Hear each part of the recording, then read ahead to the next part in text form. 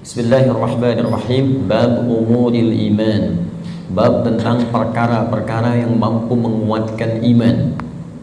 Saya kembalikan dulu kepada pembahasan di pengantar yang masuk kepada bab ini sebelum saya bacakan nanti tentang pembahasan di bab umuril iman ini, baik ayat Qur'annya ataupun hadis Nabi Muhammad SAW yang dirangkum oleh Imam Al-Bukhari dalam pembahasan ini.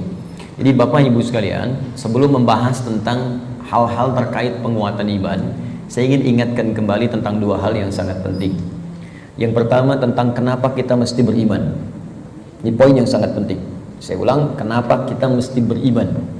Ya, bukan hanya sekedar fitrah dalam kehidupan, tapi nanti ada 5 hal yang langsung Allah janjikan dalam Al-Quran ketika kita benar-benar menanamkan iman dalam diri kita. Jadi kalau kita mampu beriman dengan benar kepada Allah, maka Allah akan berikan 5 keistimewaan yang tidak akan diberikan selain kepada orang-orang beriman, walaupun mereka hidup dalam kehidupan dunia. Jadi 5 hal ini Allah akan berikan.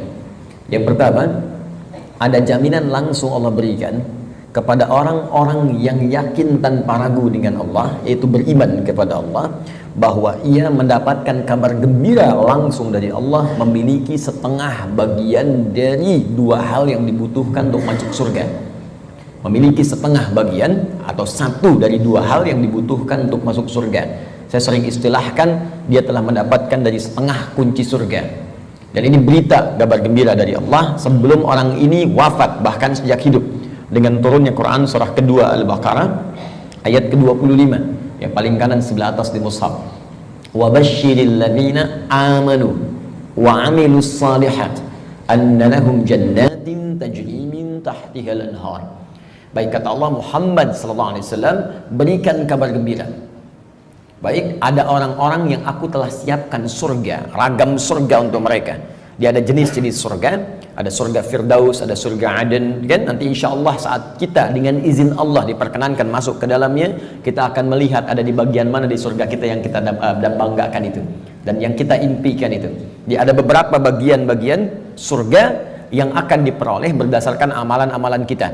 Yang biasa puasa masuk surga Ar-Rayyan, pintunya Ar-Rayyan, ya, pintunya. Yang biasa tahajud lewat pintu tahajud, biasa sedekah pintu sedekah. Nanti ada tingkat tertingginya, ada Firdaus, ada Aden, dan lain-lain sebagainya.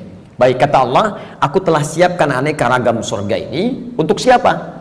Ada yang paling menarik. Wa basyiril ladzina amanu, berikan kabar gembira ini pertama bagi para pemilik iman. Nah, ini syarat untuk masuk surga itu ada iman. Baik ya? Ada orang punya, misalnya, mohon maaf ya, sekali lagi saya ilustrasikan, dan Quran tidak akan sama dengan ilustrasi ini. Laisa kamitslihi syai'un. Tidak ada yang sama dengan Allah Subhanahu wa taala. Perhatikan kalimatnya. Misalnya begini, Anda akan datang misalnya ke istana, ya, diundang oleh presiden misalnya, atau penguasa tertentu. Maka orang ini memberi syarat. Anda boleh datang misalnya ke istana dengan catatan menggunakan pakaian yang rapi, spesifikasinya begini, pakai sepatu, jamnya jam sekian. Jelas ya? Maka ketika Anda menyalahi ketentuan itu, Anda tidak bisa masuk. Jelas? Satu itu. Yang kedua, pemilik sesuatu lebih tahu tentang ukuran dan kriteria apa, supaya kita bisa mendapatkan dari apa yang dimiliki oleh pemilik itu. Anda ingin ke istana, yang punya istana punya ketentuan. Anda nggak bisa bikin ketentuan sendiri. Jelas? Anda masuk komplek angkatan laut, maka komplek ini punya aturan yang harus diikuti. Tidak bisa Anda sendiri bikin aturan. Anda ingin ke surga, yang punya surga itu Allah. Maka Allah bikin aturan. Nggak bisa Anda bikin aturan sendiri. Kalau di rumah Anda sekarang, Anda yang punya aturan. Saya masuk ke rumah Anda, saya ikuti aturan Anda. Anda masuk ke rumah Allah, karena masjid rumah Allah, maka ikuti aturan Allah. Masuk ke rumah Anda, ucapkan Assalamualaikum. Masuk ke rumah Allah, kaki kanan masuk, ucapkan doa. Keluar kaki kiri, ucapkan doa. Ada aturannya. Sekarang kita ingin ke surga. Surga itu bukan punya kita. Surga punya Allah. Allah yang punya. Maka Allah yang punya surga itu memberikan berita siapa yang bisa masuk ke situ. Kata Allah, orang yang bisa masuk ke surga adalah hamba-hambaku yang punya 2 syarat saat dia hidup di dunia. Apa syaratnya? Dan ini berita gembira. Ada orang sebelum wafat diberikan berita gembira. Kalau punya 2 hal ini, Anda berpeluang bisa memilih dari pintu mana Anda akan masuk ke surga yang Anda idamkan itu, sesuai dengan amalan-amalan yang kita kerjakan. Nah, di antara 2 ini, syarat pertamanya iman. Kata Allah, wa basyiril ladzina amanu, berikan kabar gembira pada orang yang telah punya iman. Dan kalimatnya menggunakan alladzina, disebutkan 1080 kali dalam Al-Quran. Ismun mausulun yadullu alal jam'il jam'iyah. Kata sambung, konjungsi, kadang menunjuk pada objek tanpa batas. Jadi bisa untuk orang dewasa, anak kecil, laki-laki, perempuan, tua, muda, ya, maaf, kaya, cukup, semua kalangan tanpa batas. Artinya, kata Allah, saya buka surga ini untuk siapapun. Nggak ada status dunia yang bisa memengaruhi seseorang masuk surga. Di surga tidak diukur dengan seberapa kayakah Anda. Hati-hati, kalau Anda mendapatkan tingkat kekayaan dan Anda merasa kaya dengan itu, belum bebas Anda, hati-hati, belum bebas Anda dengan persyaratan untuk mendapatkan surga. Belum tentu harta menjadi jaminan untuk masuk surga. Anda punya kedudukan tinggi, setinggi apapun, tapi kedudukan itu tidak otomatis menjamin Anda masuk surga. Karena syarat masuk surga bukan kedudukan. Kalau syarat masuk surga kedudukan, Fir'aun paling duluan masuk surga. Namrud lebih duluan masuk surga. Jelas? Baik, karena syarat masuk surga itu kaya, maka Qarun itu paling depan masuk surga. Tapi ingat, syarat surga kata Allah bukan kekayaan, bukan kedudukan. Dia jangan bangga dulu kalau punya kedudukan tinggi atau harta melimpah, karena itu belum jadi ukuran kebaikan di hadapan Allah Subhanahu wa taala. Kecuali nanti kedudukan atau harta itu diisi dengan iman. Iman itu yang akan menunjukkan harta dan kedudukan untuk mengerjakan amal soleh sebagai bekal ke surga. Maka golongan pertama kata Allah, saya berikan kesempatan yang luas. Baik itu tua, muda, laki, perempuan, besar, kecil, kaya, cukup, semua punya peluang ke surga. Dan itu hanya diberikan dengan satu kata saja, alladzina. Semuanya. Tapi dari semua itu, aku hanya minta dua syarat saja. Satu, semua kalangan itu punya iman. Yakin denganku kata Allah, yakin tanpa ragu. Berbahagialah kalau sampai dengan siang hari ini kita diberikan nikmat iman oleh Allah Subhanahu wa taala. Itu kenikmatan luar biasa. Dan kita mendoakan saudara-saudari kita supaya mendapatkan bagian itu. Karena itu seringkali saya membuka ta'lim dengan berdoa, ya Allah, berikan hidayah kepada saudara-saudari kami, tetangga kami, kerabat kami, teman kami di kantor yang sampai hari ini belum beriman kepadamu, belum mengucapkan syahadat. Berikan kekuatan pada jiwanya untuk bersyahadat sebelum wafat. Alhamdulillah, Anda mungkin tetangga Anda nggak semuanya beriman. Ya, ada yang misalnya A, ada yang B, ada yang C. Tahajud malam dalam sujud minta. Ya Allah, Engkau satukan kami di dunia sebagai tetangga dan pertemukan kami kembali di akhirat, ya Allah. Jangan pisahkan kami. Berikan dia hidayah. Doa itu yang tidak diketahui oleh orang yang didoakan, mungkin itu yang lebih cepat menghujam pada jiwanya. Kami di taklim di Bekasi itu selalu membiasakan meminta kepada Allah. Ya, setiap malam Jumat kita minta, berusaha. Alhamdulillah, hampir setiap pekan ada yang masuk Islam. Kemarin seorang ibu dengan 3 orang anaknya masuk Islam. Begitu selesai taklim, datang lagi 1 orang lagi, diantar oleh suaminya, dia masuk Islam lagi. Masya Allah. Jadi alhamdulillah, kita tidak tahu siapa yang mendapatkan hidayah, tapi kita bisa berdoa kepada Allah untuk memohon untuk memberikan hidayah. Satu. Nah, kemudian yang kedua, ya, wa amilus shalihat, iman dan amal soleh. Di syarat surga itu sesungguhnya kalau diucapkan ringan, iman, amal soleh, iman, amal soleh. Tapi kalau dikerjakan itu yang butuh perjuangan. Dan ini gambaran di Quran itu indah, ya. Ini sekaligus isyarat. Wawunya ma'iyah, Pak, Bu. Ma'iyah itu sesuatu yang bersanding, nempel. Ya. Adi wa Ahmad zahaba ila masjid, misalnya Nurul Bahri. Adi wa Ahmad, Adi dan Ahmad, zahaba, keduanya pergi ila masjid Nurul Bahri, ke masjid Nurul Bahri. Adi dan Ahmad kalau menggunakan wa artinya dempet, nggak pisah, bersamaan, wawunya ma'iyah bareng. Ya, Allah menyampaikan wa basyiril ladzina amanu wa amilus shalihat. Syarat untuk masuk surga itu duanya bersamaan, nggak bisa berdiri salah satu. Ya, satu iman, 2 amal soleh. Nah, kalau kita baca dengan kaidah ilmu nahwu, otomatis keduanya ini akan saling terkait, berkelin dan memengaruhi. Artinya orang yang beriman pasti beramal soleh. Artinya amal soleh itu nggak mungkin muncul kecuali dari iman. Kalau amal, semua beramal. Ya, yang belum beriman pun bisa beramal, tapi belum tentu disebut soleh. Ingat, ya, tayyib mungkin non muslim bisa mendapatkan tayyib. Ya, khair mungkin, karena baik itu banyak di Quran. Ada khair, awas, ada tayyib, hati-hati. Ada ma'ruf, ada ihsan, ada saleh. 5. Tayyib, kebaikan fisik. Ya, kalau Anda makan yang sehat, yang menyehatkan, yang dibutuhkan itu thayyib namanya. Itu anjuran di Quran surah kedua ayat 168. Kata Allah, kalau ingin cari makan, tidak semua yang diinginkan mesti dikonsumsi. Cari yang menyehatkan untuk tubuh. Ya ayyuhan nasu kulu mimma fil ardi halalan thayyiba. Hei semua manusia, ini rumus dalam Al-Quran, universal sifatnya. Kalau Anda ingin menyebar di bumi untuk cari makan, silahkan. Kalau sudah dapat dengan cara yang halal, jangan melanggar ketentuan hukum di mana kamu tinggal. Dapat dari situ, berikan yang bermanfaat untuk tubuh. Tidak semua yang diinginkan itu harus dikonsumsi. Yang dibutuhkan itu yang didapatkan. Haus berarti butuh minuman. Yang penting minum. Gak semua yang diinginkan harus kita minum. Alhamdulillah ada air bening, minum ya minum. Jangan menyulitkan diri sendiri pesan sesuatu yang tidak ada. Akhirnya membuang banyak tenaga dan waktu, dan membuang peluang amal baik yang mungkin kita kerjakan seketika. Sudah ada air bening, pengen jusnya, wah Masya Allah buah naga yang dari Hongkong misalnya. nyari, gak ketemu, muter-muter sampai sore. Jam 5 baru dapat. Dari siang sampai jam 5 itu mungkin bisa dipakai apa gitu. Bisa tilawah, bisa baca, bisa berkreasi, macam-macam. Baik itu thayyib. Karena itu kalau Anda bertanya pada orang Arab, kaifa haluk ya akhi, apa kabar? Dia katakan alhamdulillah ana thayyib, artinya dia sehat, kuat. Yang kedua, ada khair, itu sifat baik, sifatnya. Ya, jadi kadang-kadang kan ada yang fisiknya sehat tapi kan pikirannya nggak bagus. Ya, tampilan bagus, pakai jas, pakai dasi, luar biasa gitu kan, tapi pencuri juga. Ya, penipu juga gitu. Nah, kalau kita ingin rubah menjadi baik sifatnya, maka rubah kalimatnya menjadi khair, ya. Karena ada Bang Thayyib 2 kali puasa, 2 kali lebaran nggak pulang-pulang, padahal dia sehat kan. Baik. Nah, kalau kita ingin rubah pada sifat, jadikan khair. Quran surah 3 ayat 110. Kuntum khaira ummah. Orang Islam itu pasti sifatnya baik. Kata Allah, kalian umat terbaik. Sifatnya jujur, sabar, tawadu. Jadi kalau ada orang itu jujur, orang Islam tuh mesti lebih jujur. Kalau ada orang sabar, orang Islam lebih sabar. Kalau ada orang tawadu, rendah hati, yang muslim itu pasti lebih rendah hati. Cukuplah keislaman kita menjadikan kita baik, punya sifat baik. Ini aneh sebetulnya kalau ada orang Islam nggak baik, itu aneh.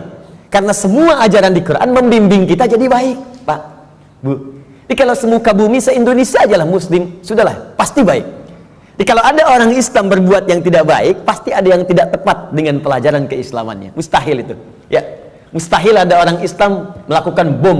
Ya misalnya di tempat-tempat yang tidak dibenarkan, bom bunuh diri, bom ini, bom itu, tembak orang, bunuh orang, tusuk orang, itu mustahil. Ya, Quran sih mengatakan orang yang sengaja merencanakan pembunuhan, apalagi kemudian menyebabkan satu orang beriman meninggal, itu sama dengan pesan kapling di neraka jahanam. Buka Quran surah keempat An-Nisa ayat 92 sampai 93. Wa may yaqtul mu'minan muta'ammida fajaza'uhu jahannam. Maka siapapun yang merencanakan pembunuhan, apalagi pada satu orang korbannya orang beriman, maka balasan yang setimpal untuknya neraka jahanam kalau tidak dia bertobat. Ya, wa ghadiballahu alaihi, Allah murka kepadanya, wa la'anahu, melaknatnya, wa a'adda lahu azaban 'azima, dan dijanjikan di neraka azab yang berlipat lebih daripada orang biasanya, neraka jahanam lagi. Pertanyaan saya, orang beriman mana yang cita-citanya pengen masuk neraka jahanam? Tunjukkan pada saya. Mustahil. Dan bagaimana bisa bertobat kalau saat meledakkan diri itu dia meninggal? Bagaimana bisa tobat? Makanya hati-hati kalau ada ajakan-ajakan tuh lukai orang, tembak orang, bom orang. Saya sering kali sampaikan, dulu pertama bom kejadian, mudah-mudahan tidak pernah terjadi lagi di bumi kita Indonesia ini, insya Allah. Ya, Jalan Tamrin tuh meledak.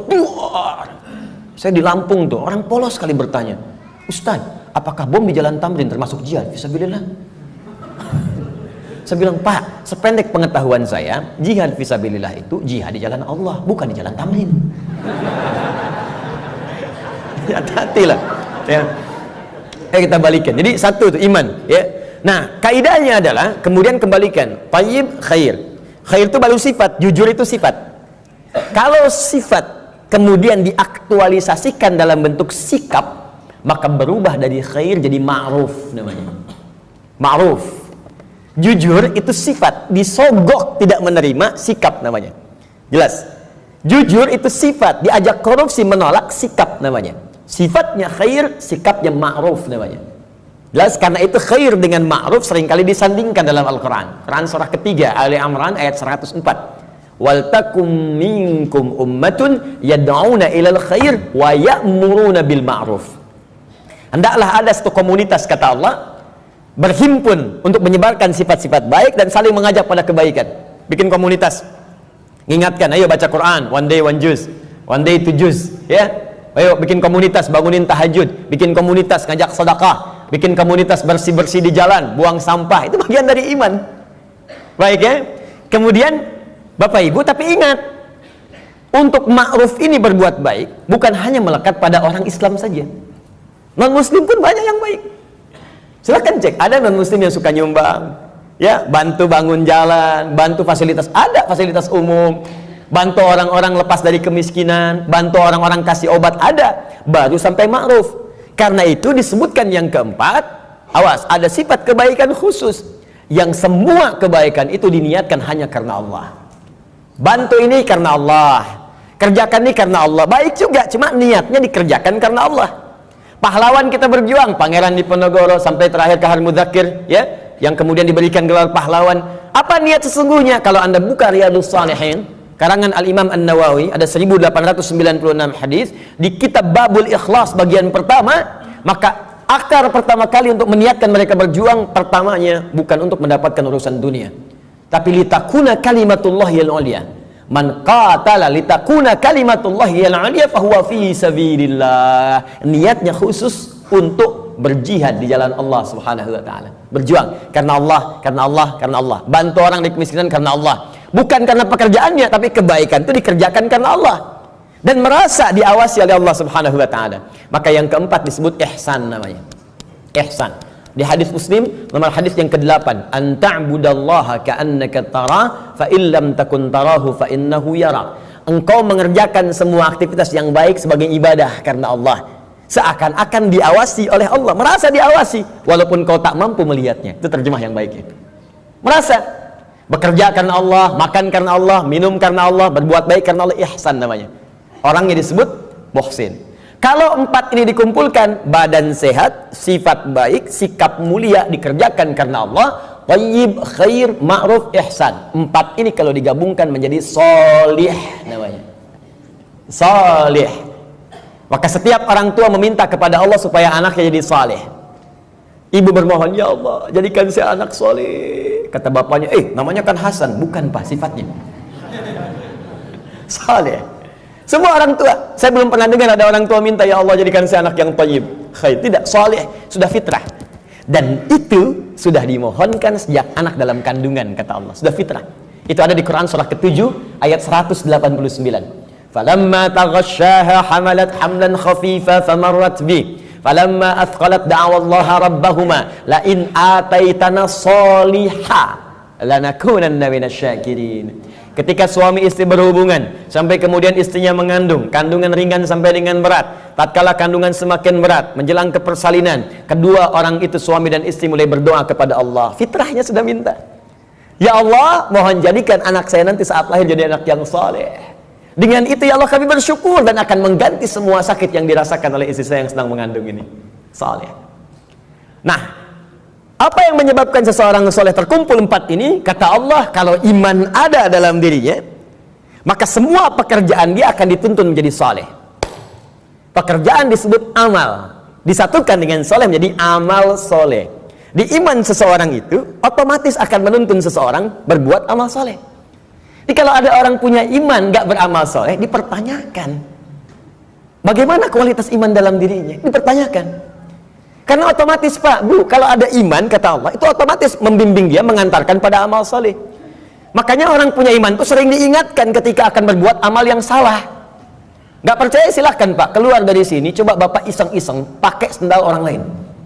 Ya, jangan diteruskan, iseng aja, misalnya kan, injak gitu kan. Itu pasti hatinya akan berkata, itu bukan punya kamu. Itu imannya mengingatkan. Kalau iman semakin tinggi, Anda keluar dari masjid aja, kaki kanan keluar, ditarik lagi tuh. Anda akan tarik, karena yang keluar itu kiri, masuk kanan. Ke toilet, masuk kiri, keluar kanan. Tuh. Ya, itu semakin tinggi iman, maka iman itu akan mendorong Anda berbuat amal saleh dari ujung kepala sampai ujung kaki. Makanya saya sering katakan, di dalam Al-Quran, jika kita sudah punya iman, maka semua fungsi tubuh kita akan disebutkan imannya dulu sebelum menyebutkan fungsinya. Mata untuk melihat, sebelum melihat imannya dulu. Turun Quran surah 24 ayat 30 untuk laki-laki, 31 untuk perempuan. Qul lil mu'minina yaghuddu min absarihim. Untuk perempuan, wa qul lil mu'minati yaghuddna min absarihinna. Katakan pada pria-pria yang sudah punya iman, imannya dulu. Dan katakan pada perempuan-perempuan yang sudah punya iman, matanya hanya boleh dipakai melihat yang baik-baik saja. Kalau yang dilihat tak baik, maka imannya akan membimbing mata untuk memalingkan ke arah yang lebih baik. Memalingkan pandangan ke arah yang lebih baik disebut dengan ghaddul basar namanya. Anda menatap begini, Masya Allah, tapi yang ditatap istri orang. Maka iman berkata jangan teruskan, palingkan. Ya, proyek yang tidak baik gak akan dilihat. Ya, barang yang bukan milik Anda nggak akan dilihat, palingkan. Gambar-gambar yang tak seronok, palingkan. Jelas ya? Nah, itu iman. Silahkan cek semua fungsi tubuh kita. Itu umumnya sebelum disebutkan imannya dulu. Lisan, Quran surah 49 ayat 11. Itu sebelum disebutkan fungsi lisan, iman dulu. Ya ayyuhalladzina amanu la yaskhar qaumin qaum. Ayat 12-nya, ya ayyuhalladzina amanu la yaghtab ba'dukum ba'dha. Pokoknya setiap tubuh ini mau bergerak, iman dulu. Ingin memberikan isyarat agar iman itu memiliki fungsinya untuk mengerjakan amal soleh. Kenapa diminta beramal soleh? Supaya masuk surga, itu Pak. Dan supaya kita nggak capek, diberikan setengahnya oleh Allah, tinggal setengah lagi. Jadi sebetulnya Allah itu ingin hambanya itu masuk. Cuman karena hikmah kehidupan menjadikan kita mesti berikhtiar, saking baiknya Allah dikasih setengah. Ayo setengah diambil. Bahkan setengah ini diberikan dalam kandungan. Cuman sayang, fa'abawahu yuhawidani au yunasrani au yumajjisani. Lahirnya kan fitrah, ada iman dalam dirinya, makanya dia mencari Tuhan. Cuman sayang, lingkungan yang merubah dia menjauh dari Allah. Ada yang pengaruh ini, ada yang pengaruh itu, lingkungan, karena TV, karena tinggal di tempat tertentu, karena pasangan. Ya, Masya Allah, tega meninggalkan cinta Allah hanya untuk cinta dunia. Tega meninggalkan cinta Allah hanya untuk cinta manusia. Padahal manusia itu mati, Allah selalu hidup. Ya, bayangkan. Ya, mencintai sesuatu yang gak ada itu kan semu sifatnya. Anda mencintai barang, barangnya rusak. Ketika barangnya rusak, bagaimana cintanya bisa bertahan? Cinta manusia tidak abadi. Kalau ingin abadi, bawa dia sampai mendapatkan ridha Allah, sampai ke surga, baru abadi. Tapi kalau Anda mengeluarkan diri Anda dari surga, bagaimana bisa abadi? Ya, aku mencintaimu dengan syarat engkau pindah agama. Begitu pindah, meninggal. Cinta nggak dapat, surga cuma mimpi. Ya, Pak? Jelas ya? Baik, jadi teman-teman sekalian, bagian pertama, ketika Allah meminta kita beriman, sesungguhnya dengan iman itu Allah ingin memberikan garansi kepada kita bahwa Anda hamba yang terlindungi, dengan izin Allah bisa mendapatkan surga jika iman itu kita gunakan untuk menenun amal saleh. Jelas? Kalau amal saja tidak ada iman, maka tidak menjadi saleh. Maka orang yang belum beriman beramal baik, amalnya tidak disebut amal saleh, amal saja, amal khair. Gak pernah disebut saleh dalam istilah Al-Quran. Jelas ya? Nanti ketika dia berbuat baik dibalas di dunia. Cuman karena kaidah surga itu ada iman, dan iman itu nggak ada, maka di akhirat tidak diberikan balasannya. Keadilan Allah menjadikan balasan itu diberikan di dunia. Karena investasi amalan itu bukan untuk akhirat, dunia. Karena niatnya dunia, dikasih dunia. Kalau untuk akhirat, diberikan juga akhirat bagiannya. Turunlah Quran surah ke-25 ayat 23. Nanti kalau ada non-muslim bertanya, di mana keadilan Allah Tuhanmu itu? Jadi kalau ada orang nggak beriman, berbuat baik, nggak masuk surga. Tapi ada orang beriman, salah juga, berpeluang masuk surga. Maka jawab kepada beliau, ya, kaidah surga itu, kaidahnya syarat iman yang pertama kali. Ya, bukan syarat dunia. Maka ingin masuk surga, ada persyaratan. Anda masuk kampus, ada persyaratan. Masuk surga pun ada persyaratan. Anda lulus di satu hal, tapi nggak lulus di yang lainnya, nggak bisa masuk kampus. Anda lulus satu hal, nggak lulus yang lainnya, ya sulit masuk surga. Karena syarat surga beda dengan kampus. Syarat surga yang pertama itu adalah iman. Tapi saking adilnya Allah, kebaikan dia di dunia dibalas oleh Allah dengan cepat saat dia hidup di dunia. Maka turun ayat, wa qadimna ila ma'amilu min amalin faja'alnahu haba'an manthura. Jika ada orang belum beriman berbuat baik, kata Allah, saya akan cepat balas kebaikannya saat di dunia. Cuman karena amalan itu bukan amalan surga, maka saat ke akhirat nanti itu hanya akan jadi debu yang berterbangan, yang hanya dia tatap saja. Jelas sampai sini? Dan ini ayat turun karena pertanyaan Sayyidah Aisyah radhiyallahu taala anha kepada Nabi, ya Rasulullah, si fulan orang baik, suka berbagi, cuman nggak beriman sampai saat ini. Bagaimana statusnya? Turunlah kemudian ayat ini. Jelas? Jadi kalau ada yang bertanya lagi sekarang, katakan Anda terlambat Pak, 15 abad yang lalu sudah ada pertanyaan Sayyidah Aisyah tentang itu. Turun ayat begini, sampaikan dengan sebaik-baiknya dengan cara yang paling lembut. Jelas? Satu, kenapa kita beriman? Pertama, karena ada kasih Allah pada orang beriman untuk menempatkan di tempat terbaik saat dia pulang kepada Allah Subhanahu wa taala. Dua, saya agak cepat. Orang beriman dijanjikan oleh Allah akan memiliki ketenangan dalam hatinya. Secara singkat, orang beriman itu Allah akan berikan ketenangan pada jiwanya. Tenang gitu, damai hidupnya. Jaminannya ada di Quran surah ke-48 ayat yang keempat. Walladzi anzalas sakinata fi qulubil mu'minin liyazdadu imanan ma'a imanihim. Dialah Allah yang akan menanamkan ketenangan pada jiwa orang-orang beriman supaya dia yakin dengan keimanannya. Nikmat juga beriman. Jadi tambah lagi imannya, tambah lagi imannya. Ini kata Allah, orang beriman itu pasti tenang. Dan ketenangan itu mahal, Bu. Sulit dicarinya. Ibu silahkan cari harta dengan suami, sekaya apapun, sulit membeli ketenangan itu nggak ada. Ada toko yang jual ketenangan? Nggak ada. Dan mahal, mahal. Kalau nggak percaya begini, Bu ya, saya berikan pilihan, tapi ibu, bapak jangan pilih yang ketiga ya, terutama ibu. Ya, jangan pilih yang ketiga. Kaya tapi gelisah atau miskin tapi tenang. Ayo. Nggak ada pilihan ketiga dan nggak usah maksa. Kaya tapi gelisah atau miskin tapi tenang. Pilih mana? Tuh. Oke? Banyak orang kaya tapi nggak tenang. Ada yang bunuh diri, ada yang tembak diri sendiri, ada yang lompat ke depan rel kereta. Ada yang saking kayanya bingung, akhirnya nanam cabai, bikin kangkung, metikin cabai, metikin tomat. Terus Anda ngapain? Kalau cuma numpukin harta buat metikin tomat, petani kita nggak kaya-kaya amat bisa metikin tomat juga. Coba lihat, Anda bayangkan. Jadi tidak selalu Bapak Ibu sekalian kekayaan itu bisa berkonotasi seimbang, equal misalnya dengan ketenangan, belum tentu. Tapi iman itu jaminan dari Allah. Orang beriman itu pasti tenang. Ada kedamaian dalam jiwanya. Enak gitu. Bahkan kalau sudah dapat halawatul iman, bukan cuma kedamaian, Allah akan berikan ketenangan dalam kehidupannya dalam bentuk keamanan, aman dari gangguan, tenang, nikmat. Maka diturunkan oleh Allah Quran surah ke-18 ayat 13. Saking tenangnya, tidur di gua aja enak. Bayangkan, gua loh, fasilitasnya tahu sendiri lah. Di gua ya sudah, maaf, cahaya sudah terbatas, hampir tidak ada.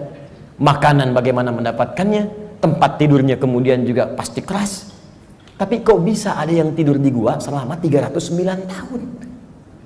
Saking enaknya tidur, gak ada yang ganggu Pak, Bu, nikmat. Ya, yang memberikan nikmatnya Allah, dari kanan kiri, matahari diatur oleh Allah, terbit di sini, terbenam di sini, selalu tersinari di dalamnya. Sehat-sehat aja, bangun 309 tahun, Anda bayangkan? Ya, ada orang sekaya-kayanya baru 3 menit udah bangun lagi, pling, telepon muncul. Di pejabat memang bagus, kedudukan tinggi, tapi setiap 3 detik kerja ini, kerja itu. Baru tidur sebentar, bangun lagi, Pak ada kejadian begini, bangun. Ini 309 tahun tidur cuman di gua, fasilitas hampir nggak ada, tapi jaminan itu ada. Maka di ayat 13 di surat Al-Kahf, surat gua, ya, nahnu naqussu 'alaika naba'ahum bil haqq innahum fityatun, belum selesai, amanu bi rabbihim wazidnahum huda. Kata Allah, kami akan kisahkan pada Anda tentang kisah yang sebenar-benarnya, tanpa dikurangi, tanpa ditambahkan, sebenarnya hak. Jadi ada sidqun, ada hak. Kalau sidqun, ma yahtamilu sidqa wal kadzib, kadang benar, kadang tidak. Tapi kalau hak pasti benar, gak bisa ditolak. Matahari terbit di timur, terbenam di barat, hak. Karena itu semua yang hak sumbernya hanya kepada Allah. Al-haqqu mir rabbika fala takunanna minal mumtarin. Al-Baqarah 149. Al-haq. Nah, sekarang kembalikan. Kata Allah, kami akan kisahkan pada Anda kisah yang sebenar-benarnya. Ya, tanpa kamuflase, tanpa rekayasa. Innahum fityatun, kisah tentang para pemuda yang berlindung di gua. Diberikan oleh Allah keamanan, dikejar-kejar. Bukan sekedar dipersekusi, bukan sekedar diintimidasi. Ya, maaf, bisa dieksekusi. Berlindungnya di gua. Tapi nikmat sekali di gua itu. Bisa tidur enak, nyaman, makan juga kenyang, langsung diisikan di perutnya. Tidur bolak-balik, gak ada yang ganggu. 309 tahun Anda bayangkan. Salatu mi'atin wazdada tis'a, 309 tahun. Siapa mereka? Innahum fityatun, sungguh mereka itu para pemuda. Tapi bukan pemuda biasa. ada sesuatu yang melekat pada dirinya. Amanu, yang sangat beriman kepada Allah. Pesan ayat ini, ya kata para pakar Al-Quran, sesungguhnya ingin memberikan pesan pada generasi mendatang. Jadi ada kaidah di tafsir itu begini, kalau nggak disebutkan siapa orangnya, kapan kejadiannya, maka pesan yang berlaku di ayat itu akan berulang kemudian di masa-masa yang akan datang dengan konteks yang berbeda.